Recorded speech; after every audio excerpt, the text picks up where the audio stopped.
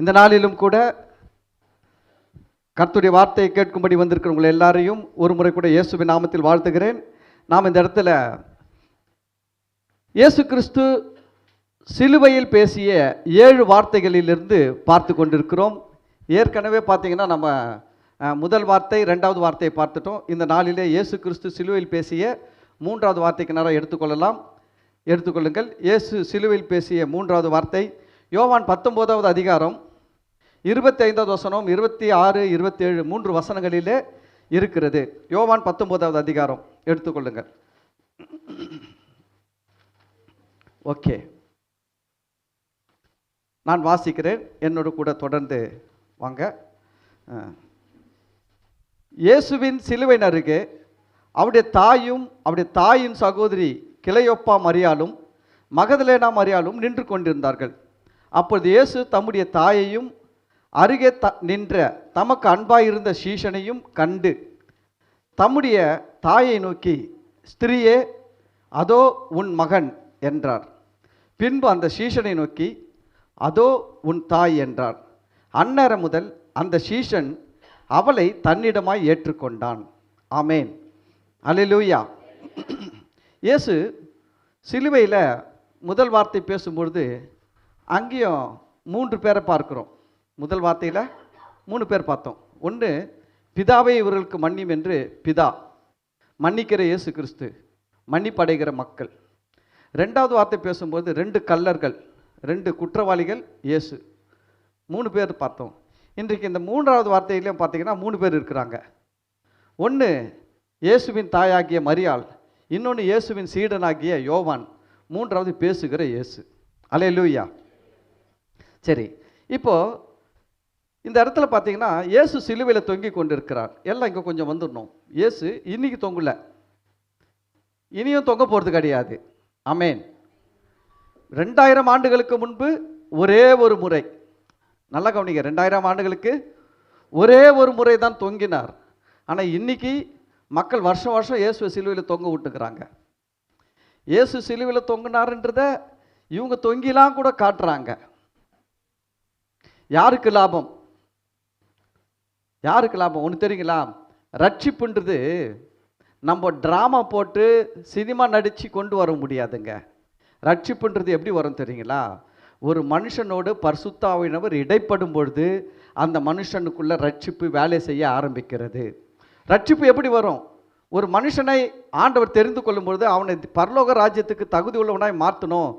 இந்த ஆத்துமா நரகத்துக்கு போகக்கூடாது, இந்த ஆத்துமா நான் இருக்கிற இடமாகிய மோட்சத்துக்கு வரணும், பரலோகத்துக்கு வரணும் அப்படின்னு முடிவு பண்ணும்போது ஆண்டவர் என்ன பண்ணுறாருன்னா அவன் வாழ்க்கையில் ஒரு வாய்ப்பை கொடுக்கிறார். எப்படி வாய்ப்பு கொடுக்கிறார்? யாரோ ஒருத்தர் மூலமாக தன்னை பற்றி வெளிப்பாடு கொடுக்க பேசுகிறார்கள். அப்படி பேசும்பொழுது ஆவியானவர் அங்கே செயல்படுகிறார். அங்கே என்ன பண்ணுறாரு? அவனுடைய தடைகள் எல்லாம் உடைச்சி அவன் ஆண்டவருக்குள்ளே வருவதற்கு எல்லாவற்றையும் செய்யும் பொழுது கடைசியாக ஒரு முடிவை அவன் எடுக்க வேண்டி இருக்கிறது. அவன் முடிவு எடுக்கும் பொழுது அவன் ரட்சிப்புக்குள்ளே வருகிறான். அதை தான் சொன்னார், இதோ வாசற்படியில் நின்று தட்டுகிறேன், திறந்தால் அவனோடு கூட என்ன பண்ணுவேன்? கதவை திறந்தான் போஜனம் பண்ணுவேன். இதுதான் ரட்சிப்பு. ரட்சிப்புன்றது நீங்கள் நானெல்லாம் பலவந்தமாக பலாத்காரமெல்லாம் யாருக்கும் ஏற்படுத்தவே முடியாது. அதை ஞாபகம் வச்சுக்கோங்க. சில பேர் நினைக்கிறாங்க, நான் எப்படியாவது ரட்சிப்புக்குள்ளே நடத்திடுவேன், பார்க்குறியா? முடியவும் முடியாது. பலத்தினாலும் அல்ல, பராக்கிரமத்தினாலும் அல்ல, எல்லாம் தேவனுடைய ஆவினால் தான் ஆகும்.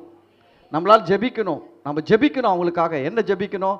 நம்ம அழகாக அந்த இதுலாம் போட்டுக்கிட்டு இருக்கணும். ஒரு ரட்சிக்கப்படுவதற்கு ஒரு மனுஷனுக்கு எப்படி ஜெபிக்கணும் இருக்குது நம்மக்கிட்ட.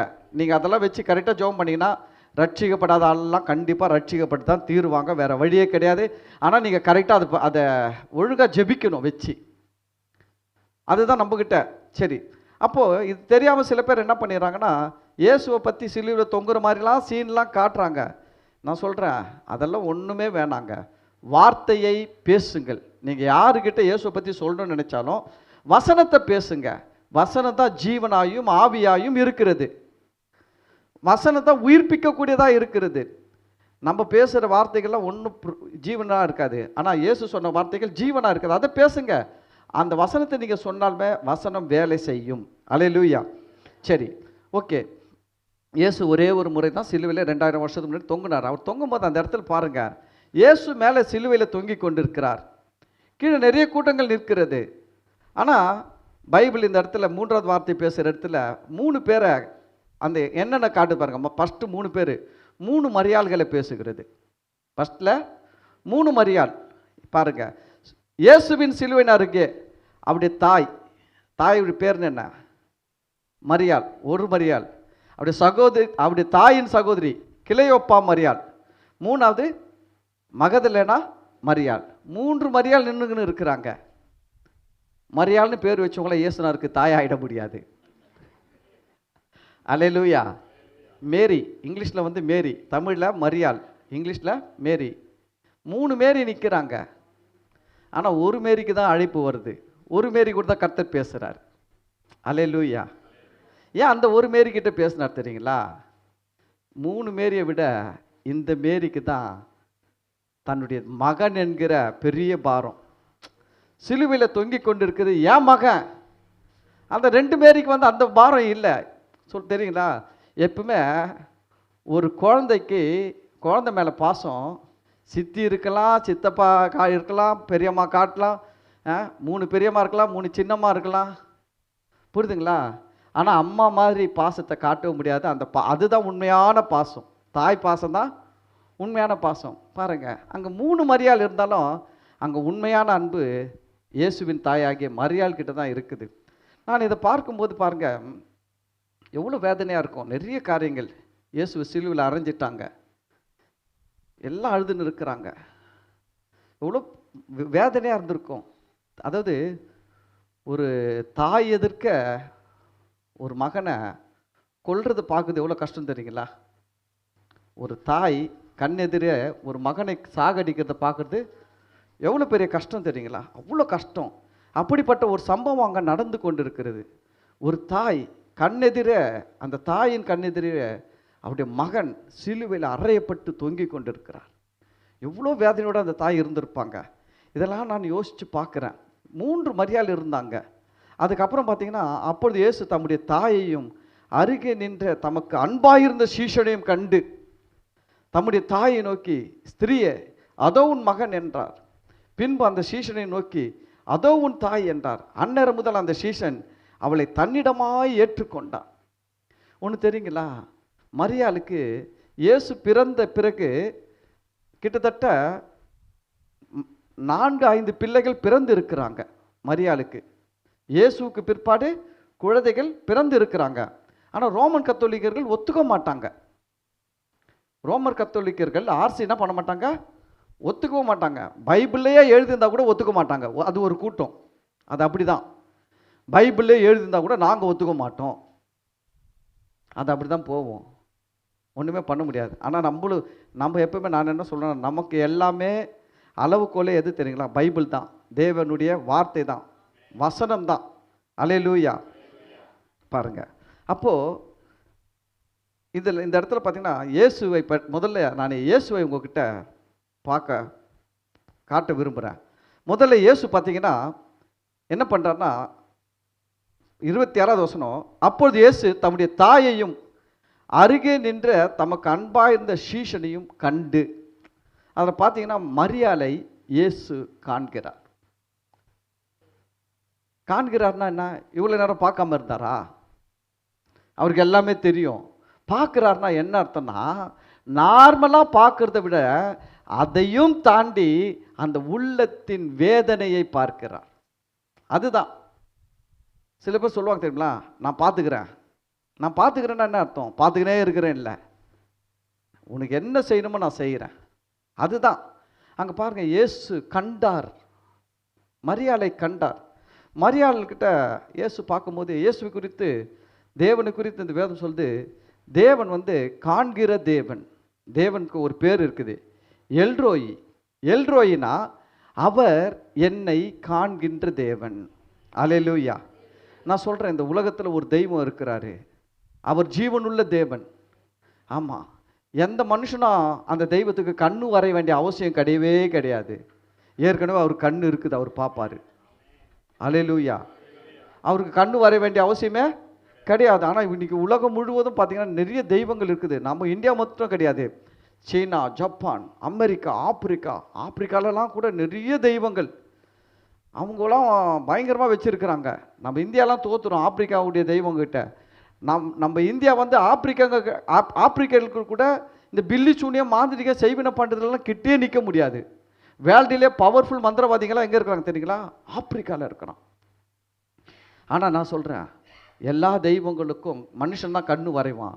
ஆனால் இங்கே ஒரு தெய்வம் இருக்கிறாரு, அவர் கண்ணோடவே இருக்கிறார். ஆமென், அல்லேலூயா. அவர் காண்கிற தேவன். அவருடைய பேரே ஒரு பேர் என்னன்னா எல்ரோயி.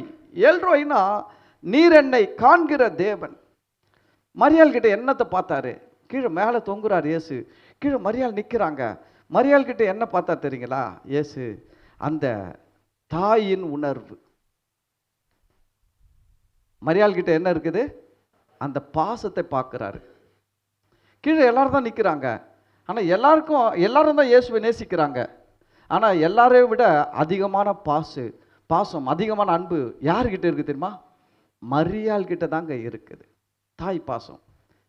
யோசிச்சு பாருங்க, ஒரு தாய்க்கு தாங்க தன் பிள்ளை மேலே பாசம். இந்த உலகத்திலேயே அன்புக்கு பாசத்துக்கெல்லாம் ரொம்ப பவர்ஃபுல்லான ஒரு அன்பு எதுன்னு கேட்டிங்கன்னா தாயுடைய அன்பு தான். சரிங்களா?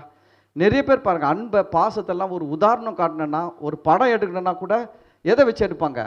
ஒரு தாயை வச்சு தான் எடுப்பாங்க. பாருங்க, எத்தனையோ படங்களில் பார்த்தீங்கன்னா பிள்ளைகள் பெத்த தாயை வேலைக்காரின்னு சொல்லிட்டு இருக்குதுங்க. சொல்லுதுங்களா? சொல்லிஇல்லீங்களா? அந்த படம்லாம் பார்த்துருக்கிறீங்களா? இல்லைங்களா? எல்லாம் பார்க்காத மாதிரியே இருங்க. நான் தான் மாட்டிக்கிட்டோம். எத்தனை படம் எடுக்கிறான், அத்தனை படத்துலையும் பார்த்தீங்கன்னா பிள்ளைகள்லாம் என்ன பண்ணுது? தாயை வேலைக்காரின்னு சொல்லிடும். இல்லைன்னா ஏதாவது ஒன்று சொல்லி தாய் இல்லை அப்படின்னு வாழ்கிற மாதிரி பிள்ளைகளை காட்டுவாங்க. ஆனால் எந்த இடத்துலையும் எந்த தாயும் வந்து இது ஏன் பிள்ளை இல்லைன்னு சொல்கிற மாதிரி காட்டவே மாட்டாங்க. இந்த சித்தி மார்க்கம் ஒன்றும் சொல்லுங்க. இந்த சித்திங்க தான் என்ன பண்ணோம்? ரெண்டாவதாக கல்யாணம் பண்ணின்னு வரதுக்கு ஒன்றா என்ன பண்ணிவிடுங்க?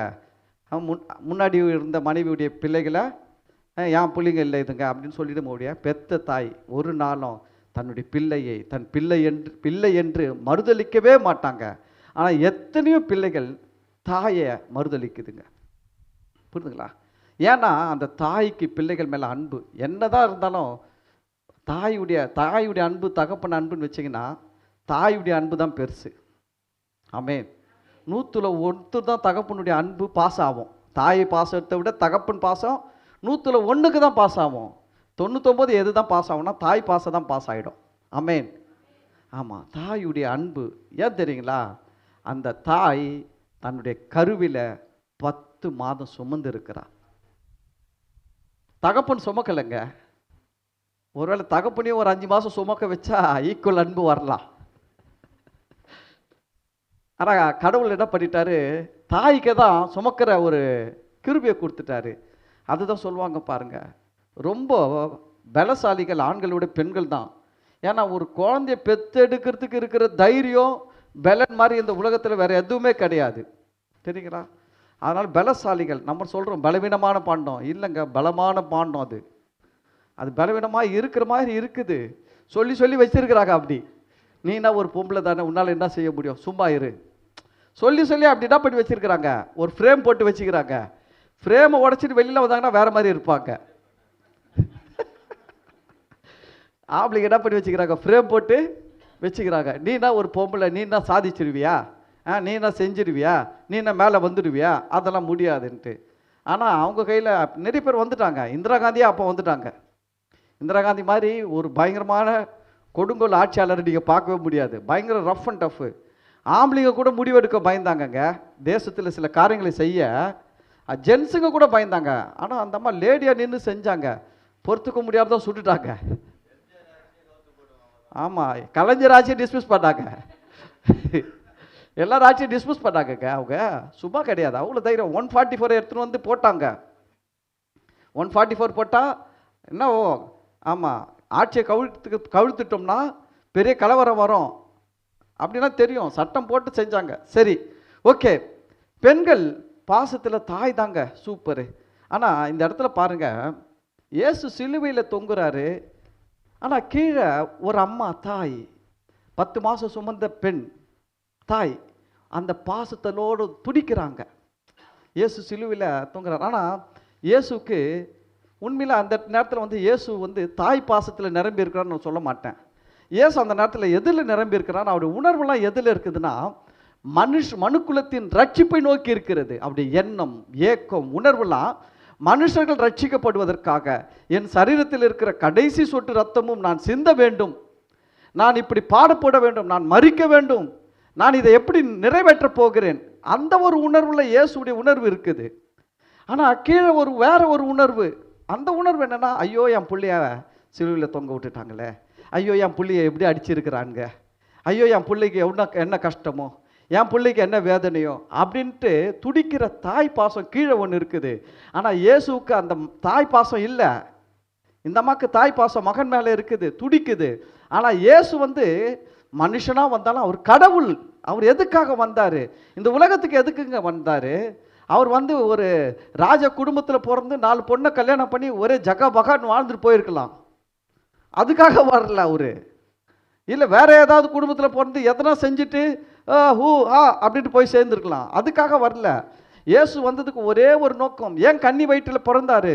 மனுஷன் மேல் இருக்கிற எல்லா பாவங்களையும் சாபங்களையும் பரிசுத்தம் உள்ளவராய் பிறந்து பாவத்தையும் சாபத்தையும் தன்மேல் ஏற்றுக்கொண்டு தான் மரித்து, இதற்கு முன்னாடி இருக்கிற மனுஷனுடைய பாவங்கள், இதற்கு முன்னாடி மறுத்த எல்லா மனுஷனுடைய பாவங்களையும், இதற்கு பின்பு தன்னை ஏற்றுக்கொண்டு மரிக்க போகிற மனுஷனுடைய பாவங்களையும் மன்னித்து பரலோகத்தில் கொண்டு போய் சேர்ப்பதற்காகத்தாங்க இயேசு இந்த பூமியில் மனுஷனாக வந்திருக்கிறாரு. அதனுடைய உச்சக்கட்ட நேரம் தான் சிலுவை மரணம். அதை நிறைவேற்றுகிற நேரம் தான், இடம் தான், அந்த சீன் தான், அந்த உச்சக்கட்டம் தான் சிலுவையில் இயேசு தொங்கி நிற்கிறாரு. இயேசுடைய உணர்வுலாம் எங்கே இருக்குது? இன்னும் கொஞ்ச நேரத்தில் நான் இப்போ என்னென்ன பண்ணணும், சிலுவையில் மரிக்கணும். இப்போ நான் எப்போ நான் மரிப்பேன்? அடுத்தது மரித்த உடனே பாதாளத்துக்கு போகணும். பாதாளத்துக்கு போய் அங்கே இருக்கிறவங்களுக்கு என்ன பண்ணணும்? சிறைப்பட்டவர்களை சிறையாக்கி கொண்டு உன்னதத்துக்கு ஏறணும். புரியுதுங்களா? நிறைய வேலைகள் இருக்குது. சீஷர்களை சந்திக்கணும், திடப்படுத்தணும். இதை பற்றிலாம் இயேசுடைய மைண்டில் ஓடி இருக்குது. ஆனால் இங்கே ஒரு அம்மா இயேசுடைய கால் அருகே நின்றுக்கின்னு, அந்த அம்மா வேதனை. ஆனால் இயேசு இவ்வளோ இருந்தாலும் இதன் மத்தியிலையும் அந்த பாசத்தை கண்டார். ஒரு கை தட்ட மாட்டேன்றீங்களே, எவ்வளோ இருக்குது அந்த பாசத்தை. என்ன பண்ணுறார் பாருங்க, பார்த்தாருங்க. அவர் தாங்க இயேசு. இயேசுக்கு 1000 வேலை இருக்கலாம், ஆனால் நீங்கள் நேசிச்சிங்கன்னா உங்கள் நேசத்துக்கு அவர் கண்டிப்பாக அட்டென்ஷன் பண்ணுவார். அதுதான் சொல்லுது இயேசு உன்னை நேசிக்கிறார்ன்ட்டு. ஏன் இயேசு உன்னை நேசிக்கிறார் சொல்கிறோம்? நீ இயேசுவை நேசிச்சுப்பார், நீ இயேசுவை நேசிச்சுப்பார். அதோடைய பலாபலன்லாம் உன் வாழ்க்கையில் பெருசாக வரும். அல்லேலூயா. இந்த இடத்துல பார்க்கும்போது தாய் பாசம் ஒரு பக்கம் இருந்தாலும், இயேசுவுக்கு கடமை நிறைவேற்றுகிற உணர்வு இருந்தாலும், அதன் மத்தியில் அந்த தாய் பாசத்தை கண்டார். அதற்கு அடுத்தது பாருங்க, பிள்ளையின் கஷ்டத்தை கண்டு வேதனைப்படும் தாயை கண்டார். முதல்ல அன்பை பார்க்குறாரு, ரெண்டாவது அந்த தாயையே பார்க்குறாரு, அந்த தாயுடைய உணர்வுகளை பார்க்குறார். இவர் கடவுளாக இருந்தாலும் அவருக்கு அந்த அம்மாவுக்கு மகன் தான். நல்லா கவனிங்க, இயேசு யாரு? இந்த உலக ரட்சகர். ஆனால் அந்த அம்மாவுக்கு யாரு? பிள்ளை தாங்க. நான் சொல்கிறேன், நீங்கள் எவ்வளோ பெரிய படிப்பு ஒன்றாலும் படிங்க பிள்ளைகள், எவ்வளோ பெரிய போஸ்டிங்கில் ஒன்றா போங்க, ஆனால் உங்கள் அம்மாவுக்கு நீங்கள் பிள்ளையாக வாழ கற்றுக்கங்க. அது ரொம்ப முக்கியங்க. இயேசு வந்து எதை பார்க்குறாரு தெரியுங்களா? அவர் கடவுள் தான். அவர் கடவுள், சர்வ வல்லமை உள்ள தேவன். ஜீவனை கொடுக்கவும் ஜீவனை கொடுக்காமல் இருக்கவும் ஜீவன் மேலே அதிகாரம் அவருக்கு இருக்குது. அவ்வளோ பெரிய வல்லமையுள்ள தேவன். ஆனால் அவர் கடவுளாக இருந்தாலும் பாருங்க, இந்த அம்மாவுக்கு மகன் தான். இந்த அம்மாவுடைய எண்ணெல்லாம் எப்படி இருக்கும் யோசிச்சு பாருங்க. எல்லாரும் அவரை கடவுள் சொல்கிறாங்க, ஆனால் இந்த அம்மாவுக்கு எப்படி இருக்கும்? என் பையன், என் மகன். அவர் கடவுள்ன்றது உண்மைதான், பொய்யே கிடையாது, 100% உண்மை. ஆனால் இந்த அம்மா 10 மாதம் சுமந்ததுனால இந்த அம்மாவுடைய உணர்வுகள், இந்த அம்மாவுடைய அன்பு பாசம், இந்த அம்மாவுடைய எண்ணெல்லாம் எப்படி இருக்குதுன்னா, என் மகன் என் மகன் சொல்லுவாங்க தெரியுங்களா? உலகமே சில பேரை பாராட்டும், ஆனால் அந்த தாய் வந்து என்ன சொல்லுவாங்க தெரியுமா? என் பையன். அந்த அம்மாவுக்கு எப்பவுமே என் மகன் என் மகன்ற பாசம் பாருங்க. அது ரொம்ப முக்கியம். அந்த வேதனையை பார்க்குறாரு. ரொம்ப கஷ்டம் இந்த இடத்துல வந்து நீங்கள் பார்க்கும்போது யோசிச்சு பாருங்க, ஒரு குழந்தை இருக்குது, உங்கள் குழந்தை, எதிர் வீட்டில் இருக்கிற ஒரு ஆள் உங்கள் குழந்தைய பிடிச்சி ஒரு பலாரும் ஒரு அரை அடிக்கிறான்னு வச்சுக்கோங்க, எத்தனை பேர் அதை தாங்கிக்கிட்டு கம்முன்னு இருப்பீங்க? எத்தனை பேர் சரி ஏதோ என் புள்ள செஞ்சிச்சு போல அடிச்சிட்டான் இந்த ஆளு அப்படின்னு இருப்பீங்க? ஒரு தாய் இருப்பாங்களா? ஒரு தாய் கூட இருக்க மாட்டாங்க. பெரிய சண்டை ஆகிடும், போலீஸ் ஸ்டேஷன் வரைக்கும் போயிடும். போலீஸ் ஸ்டேஷன் வரைக்கும் இல்லை, கோர்ட்டு வரைக்கும் கூட போவோம். எப்படி என் பிள்ளைய நீ அடிக்கலாம், அந்த பாசம். ஆனால் இங்கே பார்த்தீங்கன்னா, இங்கே ஒரு தாய் இருக்கிறாங்க, அந்த தாய் முன்னாடி அவருடைய மகனை சவுக்கால அடித்து, தலையில் முள்முடியை சூட்டி, வாரினால் அடித்து, சவுக்கு வாரி இதெல்லாம் அடித்து, அவருடைய உடம்புல அடிப்படாத இடமே கிடையாது, அந்த அளவுக்கு ரத்த காயப்படுத்தி, அப்புறம் ஒரு சிலுவை மேலே ஆணி அடித்து தொங்க விட்டுருக்குறாங்க. நமக்கு எவ்வளோ வேதனையாக இருந்திருக்கும் பாருங்கள். மூன்றாவது பார்த்தீங்கன்னா, இயேசு அந்த சிலுவையிலேருந்து மரியாளுடைய இன்னொரு தன்மையை பார்க்கிறாரு. என்ன பார்க்குறாருன்னா, தன்னுடைய மகனை காப்பாற்ற முடியலையே அப்படின்ற அங்கலாய்ப்பை பார்க்குறாரு. ஒரு தாய் எப்பவுமே என்ன பண்ணுவாங்க தெரியுங்களா? நீங்கள் நினைக்கிறீங்களா மரியாள் இயேசு சிலுவையில் அறை வரைக்கும் அமைதியாக இருந்திருப்பாங்கன்ட்டு? இயேசு பிடிச்ச உடனேயே அவங்க போய் எந்தெந்த அதிகாரியெல்லாம் பார்க்கணுமோ பார்த்துருப்பாங்க, எந்தெந்த அதிகாரிகிட்ட கெஞ்சணுமோ கெஞ்சிருப்பாங்க. புரியுதுங்களா? எவ்வளோ பேர்கிட்ட சொல்லியிருப்பாங்க, ஐயா ஐயா என் பையனை விட்டுடுங்க, ஐயா என் பையனை விட்டுடுங்க, நான் அவனை சொல்கிறேன், புத்திமதியெலாம் சொல்கிறேன், அவனை ஒழுங்காக வச்சுக்கிறேன், அவன் இனிமேப்படி எதுவும் பண்ணாதபடி பார்த்துக்கிறேன், எவ்வளோ கெஞ்சிருப்பாங்க சரிங்களா? ஒரு தாய் தாங்க தன்னுடைய பிள்ளைகளுக்காக பரிதவிப்பாங்க, அங்கலாய்ப்பாங்க, தவிப்பாங்க. அந்த தாய் எவ்வளோ தவிச்சிருப்பாங்க. தாய் பாருங்க, இயேசு சிலுவையில் மரிக்கணுன்றது உலக தோற்றத்துக்கு முன்னாடி தீர்மானிக்கப்பட்ட திட்டம். உலக தோற்றத்துக்கு முன்னாடியே, மனுஷனை உண்டாக்குவதற்கு முன்னாடியே கடவுள் போட்ட ஒரு பெரிய திட்டம் என்னன்னா, மனுஷர்கள் எல்லாரையும் நான் உண்டாக்க போகிறேன், இவன் எவ்வளோ நாள் என் வார்த்தைக்கு கீழ்ப்படிவான்னு தெரியாது, என் வார்த்தைக்கு கீழ்ப்படியாமல் போகும்போது இவன் மேலே சாபம் வரும், இந்த சாபத்தில் இருக்கிற இந்த மனுக்குலத்தை மீட்க இயேசு என்ன பண்ணணும், சிலுவையில் ஒரு குறிப்பிட்ட நாளில் வரணும், மரிக்கணும், இந்த மனுஷனுடைய பாவங்களுக்காக மரித்து உயிர் தெழணும், இதன் மூலம் உலக மக்களுக்கு பாவ மன்னிப்பு உண்டாகணும், ரட்சிப்பு உண்டாகணுன்றது உலக தோற்றத்துக்கு முன்னாடி ஏற்படுத்தப்பட்ட திட்டம். அதனால இயேசுக்கு தெரியும் நான் மரிக்க தான் போறேன்ட்டு. ஒரு இடத்துல பேதுரு வந்து சொல்றாரு, இயேசு சொல்றாரு பேதுருக்கிட்ட, நீங்கள் என்னை யார் என்று சொல்லுகிறீர்கள்? சீஷர்கள்லாம் பார்த்து கேட்டாரு, எல்லாரும் அமைதியா இருந்தாங்க. இயேசு சொன்னாரு, நீர் ஜீவனுள்ள தேவனுடைய குமாரனாகிய கிறிஸ்து. உடனே சொன்னாரு, என்ன சொன்னாரு இயேசு பேதுருவை பார்த்து, யோனாவின் குமாரனாகிய சீமோனே, இது உனக்கு மாம்சமும் ரத்தமும் வெளிப்படுத்தல, பரலோகத்தில் இருக்கிற என் பிதா உனக்கு வெளிப்படுத்தினார் சொன்னார். உடனே அடுத்தது கொஞ்ச நாள் கழிச்சு இயேசு சொன்னாரு, இதோ நான் எருசலேமுக்கு போகிறோம், அங்க என்னை என்ன பண்ணுவாங்க, பிடித்து சிலுவையில் அறைந்து கொலை செய்வார்கள், அதையும் சொன்னாரு. உடனே பேதுரு வந்தாரு இயேசுவை, எல்லா சீஷர்களுக்கும் இயேசுவை பார்த்து, இதெல்லாம் உமக்கு என்ன பண்ணக்கூடாது, நேரிடக்கூடாது அப்படின்னாரு. உடனே இயேசு பேதுரு திரும்ப பார்த்து என்ன சொன்னார் தெரியுங்களா, அப்பால போ சாத்தானே. சாவ போறேன்னு சொல்றத இப்போ யோசிச்சு பாருங்க. நீங்க யாருன்னா ஒருத்தர் இன்னும் கொஞ்சம் நேரத்தில் நான் சாவ போறேன்னு சொல்றீங்கன்னு வச்சுக்கீங்களேன், இன்னும் கொஞ்சம் நான் சித்திர போறேன் போல இருக்குதுன்ட்டு. அந்த நேரத்தில் யாருன்னா வந்து, கவலையே படாத, நீ சாக மாட்ட, கர்த்தர் உன்னை காப்பாற்றுவார், ஜீவனை கொடுப்பார், கண்டிப்பாக நீ ஒரு 5 வருஷமாவது உயிரோடு இருப்பேன்னு சொன்னா சந்தோஷப்படுவீங்களா திட்டுவீங்களா? சந்தோஷம் தான் படுவோம். சந்தோஷப்பட்டு என்ன சொல்லுவோம், கர்த்தாவே உள்ளுக்குள்ள ஒரு ஜெபம், இந்த மகளுடைய ஜெபத்துக்காவது பதில் தாங்கப்பா, ஜெபிப்போம். இதுதானே மனுஷன். ஆனால் இயேசு சொல்ற நான் சாக போறேன்னு சொல்றாரு, இவரு சொல்ற நீ சாக மாட்ட, அதெல்லாம் உங்களுக்கு வராது அப்படின்னு சொன்னா, இயேசு அப்படி சொல்றவனை பார்த்து என்ன சொன்னா தெரியுங்களா, அப்பால போ சாத்தானே, நீ தேவனுக்கு ஏற்றவைகளை சிந்தியாமல் மனுஷருக்கு ஏற்றவைகளை சிந்திக்கிறாய் அப்படின்னு சொல்லிட்டாரு. அப்ப என்னன்னா, இயேசு சிலுவையில் மரிக்க போகிறன்றதை அறிந்திருந்தார், அதுக்கு தான் வந்திருக்கிறாரு. அதனால சிலுவை மரணம் இயேசுக்கு ஒன்றும் பெரிய பிரச்சனையே கிடையாது, அவர் அதுக்கு ரெடியாகி தான் வந்திருக்கிறாரு. ஆனா இந்த தாயை யோசிச்சு பாருங்க, இந்த தாய்க்கு இவ்வளோ தெரியாது.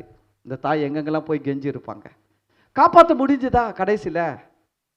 பெரிய வருத்தம் என்ன தெரியுங்களா? எங்கெங்கேயோ போயிருப்பாங்க, யார் யாரையோ பார்த்துருப்பாங்க, கெஞ்சி இருப்பாங்க. ஒன்று தெரியுங்களா? கடைசி வரைக்கும் இயேசுவை இந்த தாயால் என்ன பண்ண முடியலன்னா காப்பாற்ற முடியல. அங்கலாய்ப்பை என்ன பண்ணல, சரி பண்ணிக்க முடியல. பெரிய அங்கலாய்ப்போடு கூட இருக்கிறாங்க. இந்த இடத்துல நான் ஒரு கேள்வியை வைக்கிறேன். மரியாளை தெய்வம் சொல்றாங்க பார்த்தீங்களா? அவங்களுக்கு ஒரு கேள்வி என்னன்னா, மரியாள் தெய்வமா இருந்தா இயேசுவை காப்பாத்திட்டு இருப்பாங்க. காப்பாத்திருப்பாங்களா? காப்பாத்திருக்க மாட்டாங்களா? காப்பாத்திருப்பாங்களா? காப்பாத்திருக்க மாட்டாங்களா? நான் சொல்றேன், ஒரு அம்மா சாமின்னு வச்சுக்கோங்க. அந்த அம்மாவுடைய பிள்ளைய ஒருத்தன் பிடிச்சி தொங்க விட்டுட்டான் சிலுவையில். அந்த அம்மாவுக்கு சக்தி இருந்தால் காப்பாற்றிருப்பாங்களா? காப்பாற்றுவாங்களா? காப்பாற்ற மாட்டாங்களா? கண்டிப்பாக காப்பாற்றுவாங்க. உலகத்திலே அந்த அம்மா ஒரு தாய் செய்கிற முதல் பெரிய வேலை எது தெரியுமா? தன் மகனை காப்பாற்றுவாங்க. ஆனால் இந்த அம்மா தெய்வம்னு சொல்கிறவங்களுக்கு நான் கேட்குறது என்னென்னா, ஏன் தன் மகனை காப்பாற்ற முடியல? காப்பாற்றிருந்தா நானும் ஏற்றுக்கிறேன், அந்த அம்மா தெய்வம்னு சொல்லிட்டு. காப்பாற்ற முடியலையே. இதுலேருந்து என்ன தெரியுது? அந்த அம்மா ஒரு சாதாரண பெண் தான், தெய்வம் அல்ல. ஆனால் இன்னைக்கு பிசாசு என்ன பண்ணிட்டான்னா திசை திருப்பி விட்டுட்டான். பிசாசுடைய பெரிய தந்திரமே என்னன்னா, இயேசு கிறிஸ்து சிலுவையில் கொடுத்திருக்கிற இந்த பாவ மன்னிப்பை, ரட்சிப்பை மனுஷர்கள் அனுபவிக்க கூடாத படிக்கு, மனுஷர்கள் அதில் பங்கடையாத படிக்கு அவங்களை திசை திருப்பி விடுறதுக்கு பிசாசு செய்கிற வேலை தான். மரியாதை ஒரு தெய்வம், சூசேப்பர் ஒரு தெய்வம், இயேசுடைய சீடர்களெல்லாம் தெய்வமாக்கிட்டான். ராயப்பர், சின்னப்பர், அல்லப்பர் எல்லா அப்பர்களையும் தெய்வமாக்கிட்டான். பிசாசுடைய வேலைங்க இது. பிசாசுடைய பெரிய வேலைனா, நீ உனக்காக இயேசு சிலுவையில் செய்தது நீ வாழ்நாளில் பெறக்கூடாது, நீ அதை அனுபவிக்க கூடாது, அந்த பங்குல நீ போய் சேரக்கூடாது. ஏன்னா உனக்காக கடவுள் பாவ மன்னிப்பு கொடுத்து உன்னுடைய ஆத்துமாவுக்கு, அழிவில்லாத உன்னுடைய ஆத்துமாவுக்கு பரலோகத்தில் ஒரு இடத்தை, ஒரு ஸ்தலத்தை ஆயத்தப்படுத்தி வச்சிருக்கிறாரு. அதில் நீ போய் பங்கெடுக்காத படிக்கு மனுஷனை தடுக்கிறதுக்காக பிசாசு இந்த உலகத்தில் செய்கிற மிகப்பெரிய வேலை என்னன்னா, அவன் இந்த பாருங்க, ஏதாவது ஒன்று என்ன பண்ணிடுறான்னா இயேசுக்கு பதிலாக கொண்டு வந்து வச்சிருவான். இயேசுக்கு பதில் எது வந்தாலும் அது விக்கிரகம் தான். இயேசுக்கு பதிலாக எது வந்து நின்னாலும் அது விக்கிரகம் தான். பிசாசு என்ன பண்ணுறான்? இயேசுகிட்ட போகாதபடிக்கு பார்த்தான், மரியாதை எடுத்துட்டு வந்து வச்சுட்டான். இங்கே பைபிளில் பார்த்தீங்கன்னா அற்புதங்கள்லாம் நடந்து இருக்குது. சாமுவேல், தேவன் பேசினார், சாமுவேலே சாமுவேலே சாமுவேலே 3 முறை கூப்பிட்டார், 4 முறை கூப்பிட்டாரு. அதை அப்படியே பிட்டடிச்சு அங்கே போட்டுட்டான்.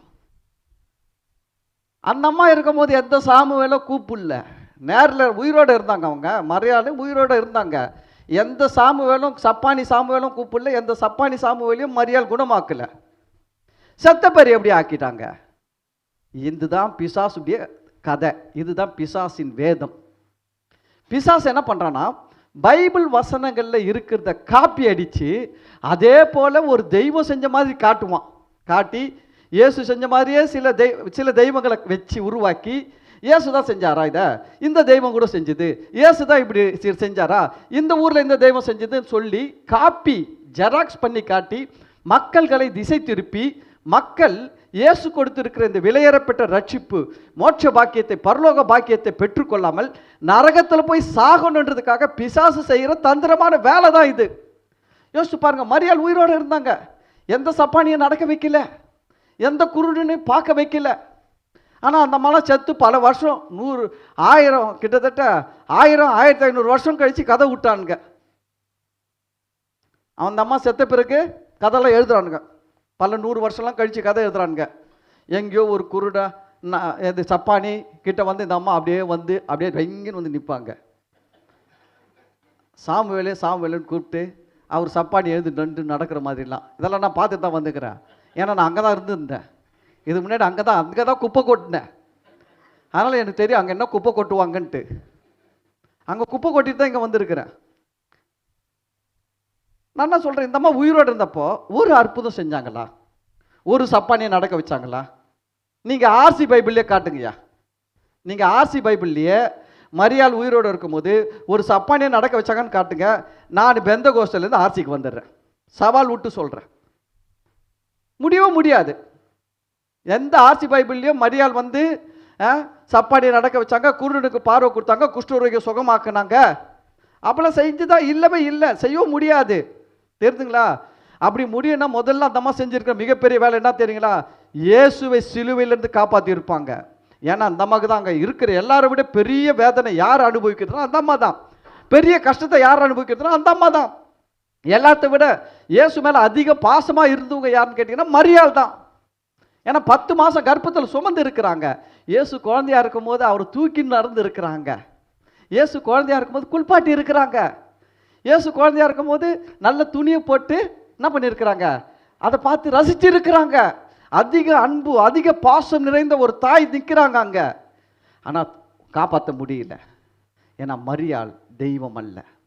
நல்லா சொல்கிறேன் கேட்டுங்க, மரியாளை தெய்வம் தெய்வம் சொல்கிறவங்க சொல்கிறேன், மரியாள் தெய்வம் கிடையாது.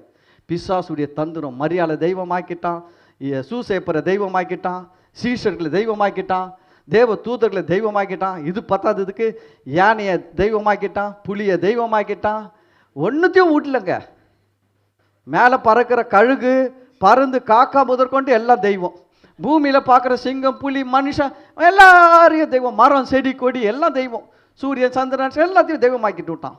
கடலுக்கு அடியில் போய் பாருங்க, எந்த மீன் இருக்குது, முதல்ல இருக்குது, ஆமுக்குது, அதையும் விடல. அதையும் தெய்வமாக்கி விட்டுட்டான் பிசாசு.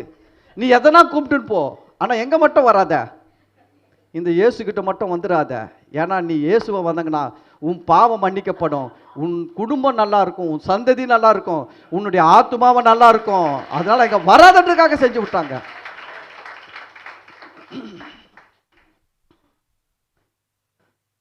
யோசிக்கணும் மனுஷங்க, கடவுள் யார்?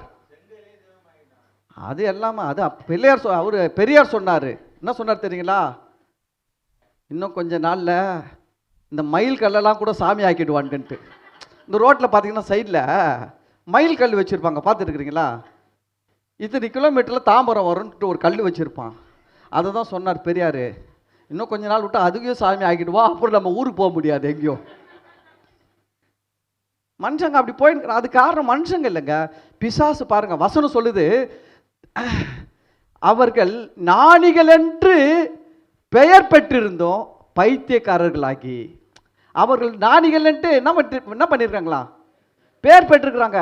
ஏன்னா டிகிரி படிச்சுக்கிறான், பிஏ படிச்சுக்கிறான், எம்ஏ படிச்சுக்கிறான், எம்பில் படிச்சிருக்கிறான், அதுக்கு மேலெல்லாம் பிஹெச்டி படிச்சிருக்கிறான், என்னென்னமோ படிச்சுக்கிறான். ஞானி என்று பெயர் பெற்றிருந்தோம். ஒரு மயில்கல்ல சாமி ஆக்கி வணங்கி நிற்பான், ஒரு எலியை வணங்கி நிற்பான், ஒரு யானையை வணங்கி நிற்பான், ஒன்றுத்துக்கும் உதவாத ஏதோ ஒரு ஜீவனை வணங்கி நிற்பான். இவ்வளோ படிப்பு படிச்சிருக்கிறையா? அதுதான் பைபிள் சொல்லுது, அவர்கள் ஞானிகள் என்று பெயர் பெற்றிருந்தோம் பைத்தியக்காரர்களாக இருக்கிறாங்க. தேவன் இந்த உலகத்தின் ஞானத்தை பைத்தியமாக்கி விட்டார். ஆனால் பைத்தியமாய் தோன்றுகிற சுவிசேஷத்தினாலே நம்மை ரட்சிக்க அவருக்கு பிரியமாய் இருக்கிறது. அல்லேலூயா. பைத்தியமாய் தோன்றுகிற சுவிசேஷத்தினால தேவன் நம்மை ரட்சிக்கிறார். அல்லேலூயா. சரி, இந்த இடத்துல மரியாளுடைய தவிப்பை பார்க்குறார் இயேசு. மரியாளால் காப்பாற்ற முடியல, இயேசுவை காப்பாற்ற முடியல, தொங்குறாரு, முடியலங்க, அன்கண்டிஷன். ஆனால் இயேசு அதை பார்க்கிறார். பாருங்க, இயேசு பார்த்தீங்கன்னா அந்த தாயுடைய அங்கலாய்ப்பை காண்கிற தேவன். ஏற்கனவே கூட ஒரு பெண்ணுடைய அங்கலாய்ப்பை பார்த்தாரு. நம்ம அதை ஆதியாகமம் 21வது அதிகாரத்தில் 15வது வசனத்திலிருந்து 18 வசனங்கள் வரைக்கும் எடுத்து வாசித்து பார்க்கலாம். அங்கே ஒரு தாய் தன்னுடைய மகன் சாக போகிறான், தன்னுடைய மகன் சாக போகிறான், தாய் படுற அங்கலாய்ப்பை தேவன் கண்டார். அல்லேலூயா. அது தேவன் பார்த்து பதில் கொடுத்தாருங்க. அதுதான் படிக்க போகிறோம். ஆதியாகமம் 21வது அதிகாரம் 15வது வசனத்திலிருந்து பாருங்க. யாரு அந்த தாய்னா, அந்த தாயுடைய பேர் ஆகார். சாக போகிற மகனுடைய பேர் இஸ்மவேல். இன்னைக்கு இஸ்மாயில்றாங்க பார்த்தீங்களா? அந்த இஸ்மாயிலை பற்றி தான் பைபிள் சொல்லுது. இவங்கெல்லாம் வரத்துக்கு முன்னாடியே இஸ்மாயில் எங்கே இருந்தான்ற பூர்வீகம் பைபிளில் இருக்குது. இஸ்லாம் தோன்றுவதற்கு முன்னாடியே இஸ்மாயிலை பற்றி எழுதி இருக்கிற ஒரே புஸ்தகம் பைபிள் தான். எல்லாம் இங்கேருந்து பிட்டடிச்சு எழுதிக்கினானுங்க, எல்லாம் இங்கேருந்து பிட்டடிச்சு எழுதிக்கினானுங்க. ஆமாம், நான் சொல்கிறேன், எல்லாம் இங்கேருந்து வந்தது தான். பாருங்கள், இதை தான் சொல்லுது. ஆகார் இஸ்மவேலை கூட்டி கொண்டு எகிப்துக்கு போகிறாங்க. போகும்போது தண்ணீர் தீர்ந்து விட்டது. அந்த வனாந்தரத்தில், பெயர் செபான்ற வனாந்தரத்தில் தண்ணீர் தீர்ந்து விட்டது. இப்படிப்பட்ட சூழ்நிலையில் பாருங்க 15வது வசனம், துருத்தியில் இருந்த தண்ணீர் செலவழிந்த பின்பு அவள் பிள்ளையை ஒரு செடியின் கீழே விட்டு, பிள்ளை சாகிறதை நான் பார்க்க மாட்டேன் என்று எதிராக அம்பு பாயும் தூரத்தில் போய் உட்கார்ந்து சத்தமிட்டு அழுதாள். யோசிச்சு பாருங்க, ஒரு தாயுடைய நிலைமையை யோசிச்சு பாருங்க. பிள்ளைக்கு நாக்கு வறண்டுச்சு, நாக்கு இழுத்துக்குச்சு, தண்ணி இல்லை. நல்லா தெரியுது இந்த தாய்க்கு, இன்னும் கொஞ்ச நேரத்தில் குழந்தை என்ன பண்ண போகிறான், என் பையன் சாக போகிறான், இன்னும் கொஞ்ச நேரத்தில் என் பையன் சாக போகிறான், நல்லா தெரியுது, நல்லா தெரியுதுங்க. ஆனால் இந்த தாயால் காப்பாற்ற முடியல. இந்த தாயுடைய நிலைமை அதுதான்.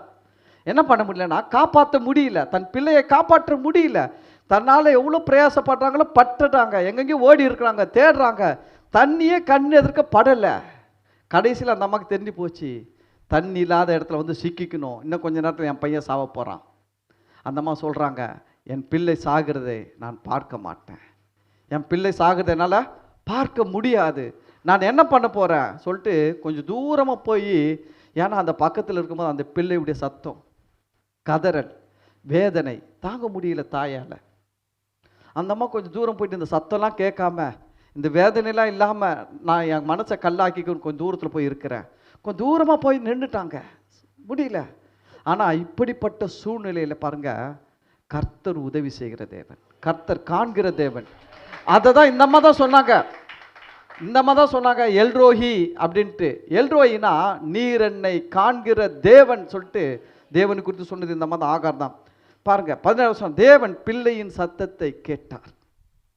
தேவ தூதன் வானத்திலிருந்து ஆகாரை கூப்பிட்டு, ஆகாரே உனக்கு என்ன சம்பவித்தது, பயப்படாதே, பிள்ளை இருக்கும் இடத்தில் தேவன் அவன் சத்தத்தை கேட்டார், நீ எழுந்து பிள்ளை எடுத்து அவனை உன் கையிலே பிடித்து கொண்டு போ, அவனை பெரிய ஜாதி ஆக்குவேன் என்றார்.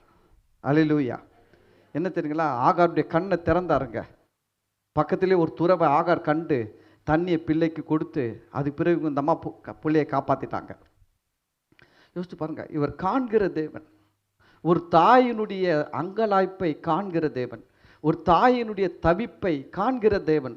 ஒரு தாய் தன் பிள்ளைக்கு ஏதாவது செய்யணும்னு நினச்சி செய்ய முடியாமல் போகும்பொழுது அந்த வேதனையை இவர் அறிகிற தேவன், உணர்கிற தேவன். நான் சொல்கிறேன், உங்கள் பிள்ளைகளெல்லாம் ஆண்டவர் நல்லா வைப்பார், கவலைப்படாதீங்க. உங்கள் பிள்ளைகளுடைய குறித்த உங்கள் பாரங்கள் எல்லாம் கர்த்தர் மாற்றுவார், கவலைப்படாதீங்க. உங்கள் பிள்ளைகளை கர்த்தர் சந்திப்பார். இன்றைக்கி ஒரு வேளை உங்கள் பிள்ளைகள் எப்படியோ இருக்கலாம், ஆனால் நான் சொல்கிறேன், ஒரு நாள் அவன் வந்து இந்த இடத்துல உட்காருவான், இந்த சபையில் வந்து உட்காருவான், அவன் மனம் திரும்பி வருவான். ஆமென். கர்த்தர் செய்வார், உங்கள் பிள்ளைகளெல்லாம் சரி பண்ணுவார். ஏன்னா அந்த தாயின் அங்கலாய்ப்பை கேட்டார், அந்த தாயின் அங்கலாய்ப்பை கண்டார், தாயுடைய வேதனை பாருங்க. அதுக்கு அடுத்தது பாருங்க, இன்னொரு இடத்துல லூக்கா 7வது அதிகாரம் 12வது வசனத்தில் கூட பாருங்க. லூக்கா 7வது அதிகாரம் 12வது வசனம் எடுத்துக்கங்க, புதிய ஏற்பாட்டில். அவர் ஊரின் வாசலுக்கு சமீபித்த போது மரித்து போன ஒருவனை அடக்கம் பண்ணும்படி கொண்டு வந்தார்கள்.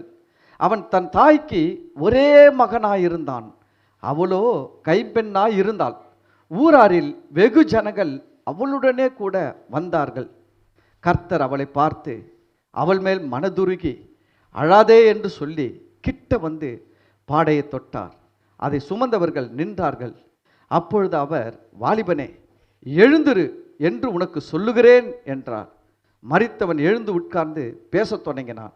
அவனை அவன் தாயினிடத்தில் ஒப்புவித்தார். பாருங்க, இங்கே ஒரு சம்பவம். இயேசுனார் ஊழியத்துக்காக போகிறாரு. போகும்போது அந்த ஊர் என்கிற வாசலுக்கு சமீபமாக இயேசு வருகிறாரு. இயேசு உள்ளே வர்றாரு. வெளியில் எக்ஸிட் ஒன்று நடக்குது, என்ட்ரி ஒன்று நடக்குது. ஜீசஸ் என்ட்ரி, எக்ஸிட் என்னது? ஒரு சாவு. இயேசு ஜீவன் வர்றாரு, இங்கே என்ன போகுது? வெளியே சாவு போகுது. யோசிச்சு பாருங்க, இயேசு ஊருக்குள்ளே வராரு. இயேசு சும்மா ஒருத்தர் ஒரே ஆளாக வரலங்க. இயேசு வந்தால் இயேசு பின்னாடி எப்படி அதெல்லாம் கிட்டத்தட்ட 100 பேர் இருப்பாங்க.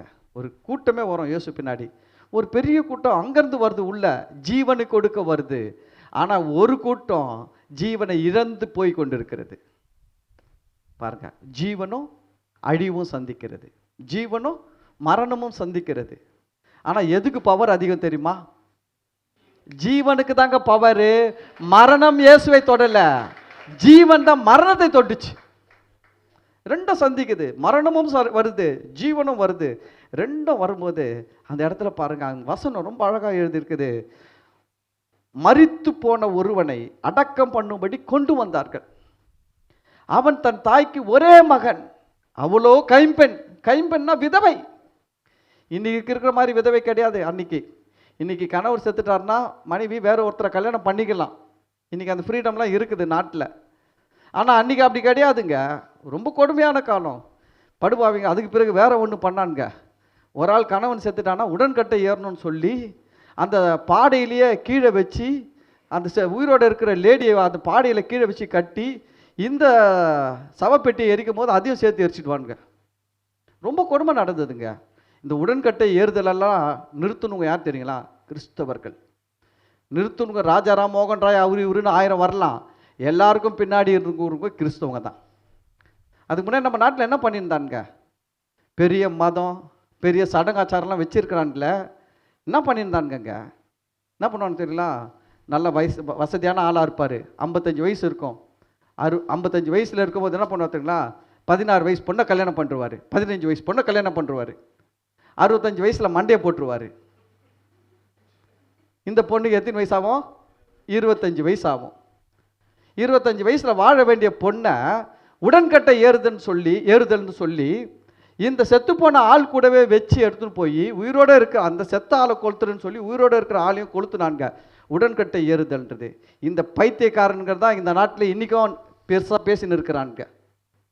இதெல்லாம் ஒழிச்சவங்க யார் தெரியுங்களா? கிறிஸ்தவர்கள் தான். இதெல்லாம் ஒழிச்சு கட்டினவங்க கிறிஸ்தவங்க தாங்க இந்த நாட்டில். இன்னைக்கு இந்த நாட்டில் கோமனை கட்டின்னு இருந்தவனெல்லாம் சூட்டு போட வச்சிருக்கிறவங்க கிறிஸ்தவங்க தான். சாமியாராக இருந்தவனெல்லாம் சேவிங் பண்ணி அழகாக வச்சிருக்கிறவங்க கிறிஸ்தவங்க தான். தெரியுங்களா? மாட்டு வண்டியில் போயின்னு இருந்தவங்களை காரில் போக வைக்கிறவங்க கிறிஸ்தவங்க தான். அல்லேலூயா. வேற எவனும் செய்யல. காரை கண்டுபிடிச்சவன் எவன்? கோட் சூட்டை கண்டுபிடிச்சவன் எவன்? பாரதியார் பாருங்க, தமிழர்னுவாரு, ஆனால் என்ன போட்டு இருப்பாரு? கோட்டு போட்டு இருப்பாரு. பார்த்துக்கிறீங்களா? தமிழரின் அடையாளம் எது? கோட்டு. ஏன்னா பாரதியாரே போட்டிருக்காருங்க.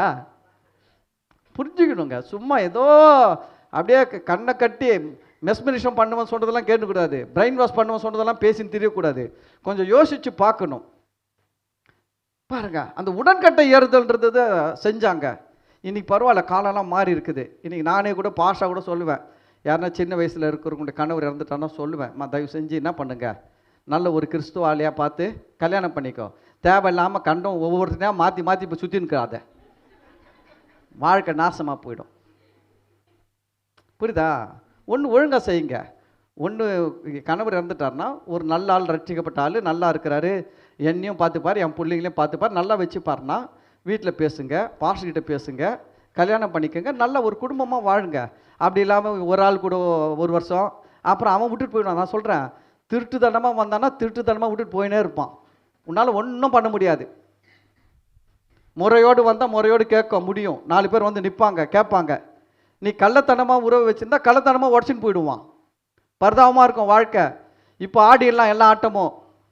வயசாகும், மறக்காதீங்க.